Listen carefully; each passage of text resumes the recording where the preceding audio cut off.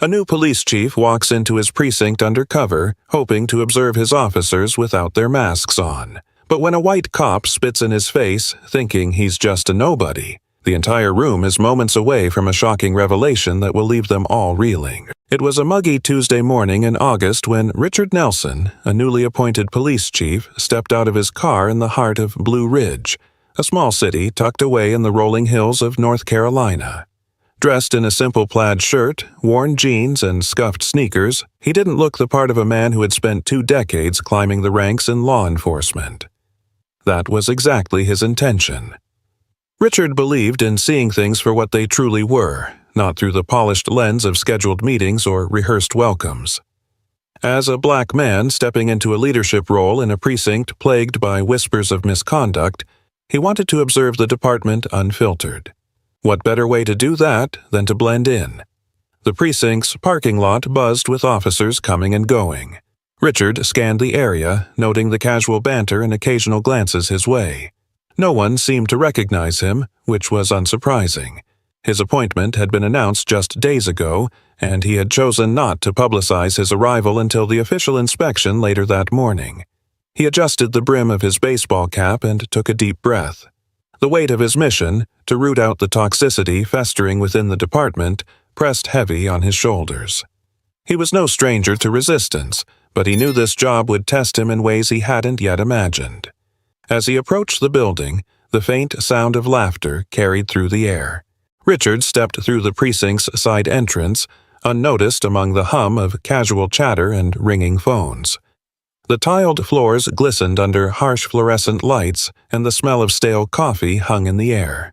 He walked slowly, observing the dynamics around him. Groups of officers huddled near desks, some swapping stories, others reviewing paperwork. No one paid him much attention, until he paused near the break room. "Hey, you!" A sharp voice cut through the noise. Richard turned to see a white officer striding toward him, a smug grin plastered on his face. His badge read Officer Daniels. Behind him, a few others leaned against the wall, watching with interest. Richard opened his mouth to speak, but Daniels didn't give him the chance. "Lost, are we?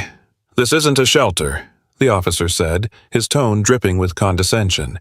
"You need to take that mess somewhere else." Richard froze, the words landing like a punch. He wasn't sure whether to correct the man immediately or let the scene unfold further. Before he could decide, Daniels stepped closer, his voice rising for the benefit of his audience. "Didn't you hear me? Get out of here. We don't need people like you hanging around." Laughter erupted from the onlookers, and Richard clenched his jaw, his heart pounding. He tried to speak, but Daniels leaned in, his face inches away. Then, without warning, the officer spit, straight into Richard's face. Time seemed to stop. Richard's breath hitched as the warm saliva dripped down his cheek. Around him, the laughter grew louder. One officer slapped the table, doubling over in amusement, while another muttered something about showing the riffraff their place. Richard's mind raced. He could feel his pulse pounding in his ears, but he kept his composure. He reached into his pocket, pulling out a handkerchief to wipe his face, his movements slow and deliberate. "Is this how you treat everyone who walks through these doors?" he asked, his voice calm but firm. Daniels smirked. "Only the ones who don't belong here." The group burst into laughter again, but Richard said nothing. Instead, he turned and walked down the hallway, leaving the officers behind. As he headed toward the precinct's main office, an intercom crackled to life, calling all personnel to the briefing room. It was time. The briefing room was abuzz with chatter as officers filed in, some carrying coffee mugs, others laughing over inside jokes. Richard entered through a side door, now holding a folder that bore the precinct's official seal. He stood just out of view, watching the room fill with familiar faces, some still chuckling from the earlier incident. At the front of the room, Captain Harris, a stout man with a graying mustache, called for order. "All right, settle down, everyone. We've got an important introduction today." The officers quieted, their curiosity piqued. Daniels leaned against the wall, his arms crossed, a smug expression still plastered on his face. The man was clearly enjoying his morning. Captain Harris cleared his throat. "As most of you know, Chief Caldwell retired last month. We've been waiting for his replacement, and I'm pleased to introduce our new leader, a man with an impressive record and a vision for this department." Richard stepped forward, his footsteps measured. The room froze as he walked to the podium, his presence commanding attention. He placed the folder on the lectern and slowly scanned the room. His calm demeanor only heightened the tension. Daniels's smirk faltered. The color drained from his face as recognition dawned. The other officers exchanged uneasy glances, some whispering, others staring at Richard with wide eyes. "Good morning," Richard began, his voice steady. "My name is Richard Nelson. As of today, I'm your new chief of police." The silence was deafening. Daniel's face turned a deep shade of red, his bravado evaporating. Richard's gaze landed on him, holding for a moment longer than necessary, before sweeping across the rest of the room. "When I arrived this morning," Richard continued, "I came in plain clothes because I wanted to see the department through an unfiltered lens.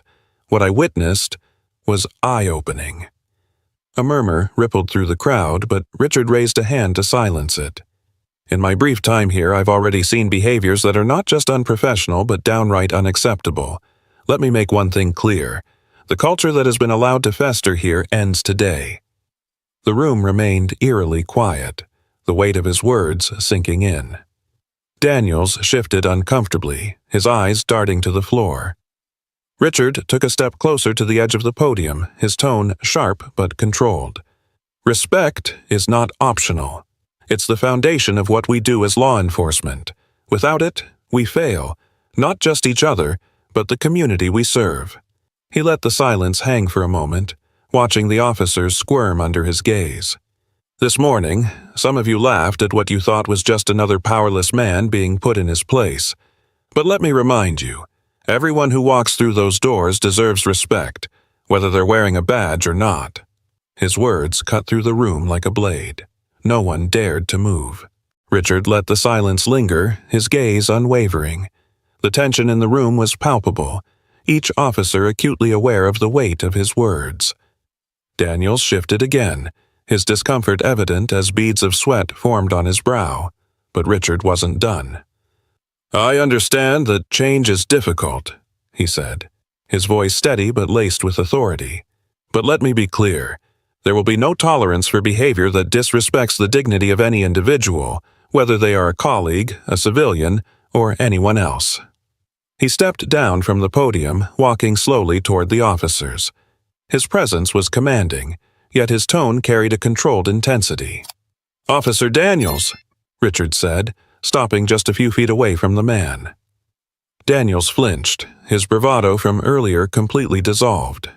"You," Richard continued, locking eyes with him, "represent everything that's broken in this department. When you spat in my face, it wasn't just me you disrespected. It was the badge, the oath, and the community we swore to protect." Daniels stammered, "Chief, I didn't know."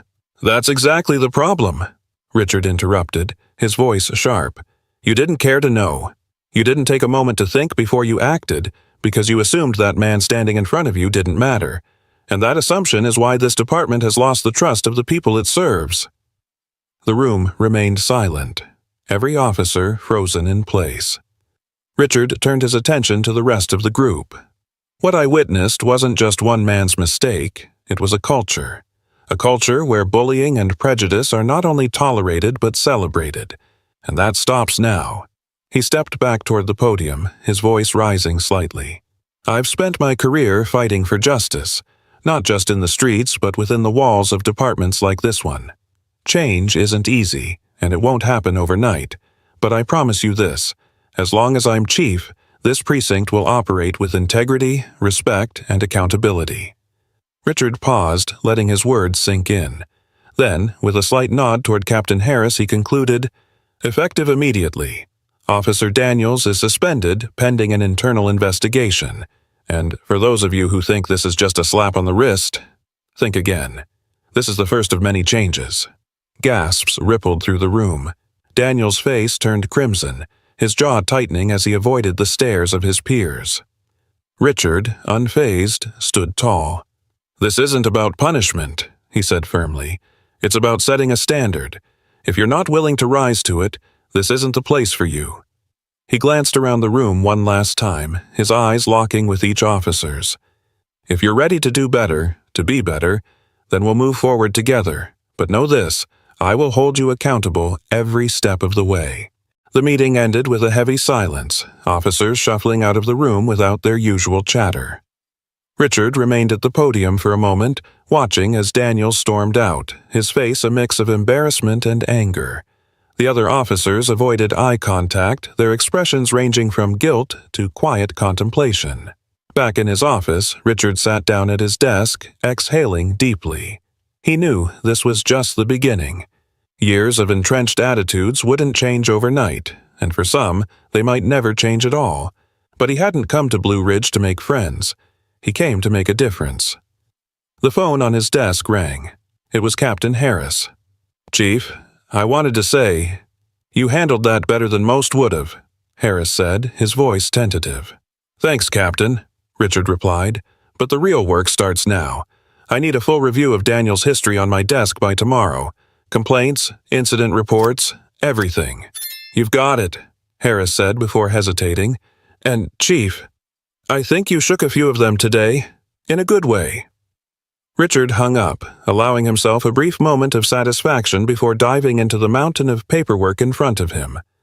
Over the next few weeks, the precinct was a different place. Officers who once laughed at Daniel's antics now avoided him altogether, whispers of his suspension spreading through the department.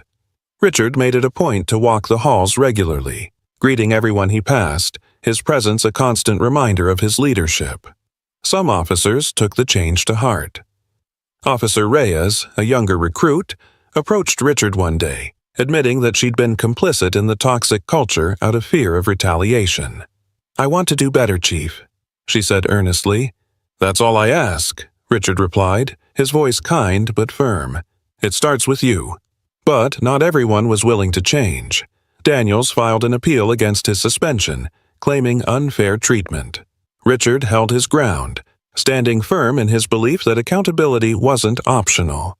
The department's review uncovered a string of previous complaints against Daniels, ranging from excessive force to inappropriate comments. His appeal was denied, and Richard made it clear that the days of brushing misconduct under the rug were over. Despite the progress, Richard knew the road ahead would be long.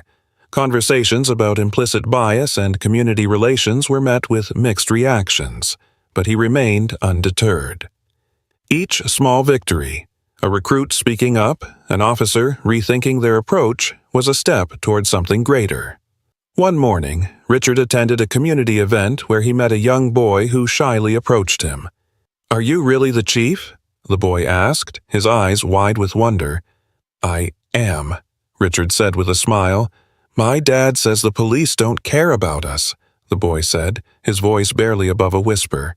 Richard crouched down to meet his gaze. "I can't change the past, but I promise we're working to do better," he said gently. "And if you ever need help, you come find me, okay?" The boy nodded, a small smile breaking across his face. It was moments like this that reminded Richard why he had taken the job in the first place. By the end of his first year, the precinct was far from perfect, but it was undeniably different. Officers who couldn't adapt were gone, replaced by recruits who shared Richard's vision for a fair and respectful department. The community, once skeptical, began to see signs of change, a renewed effort to build trust and bridge divides. Richard stood in the precinct's main hallway one evening, watching as officers filed out after their shifts. The laughter and camaraderie felt different now, not at someone's expense, but genuine and inclusive. He knew there would always be challenges ahead, but for the first time he felt hopeful. Change was never easy, but it was worth every fight.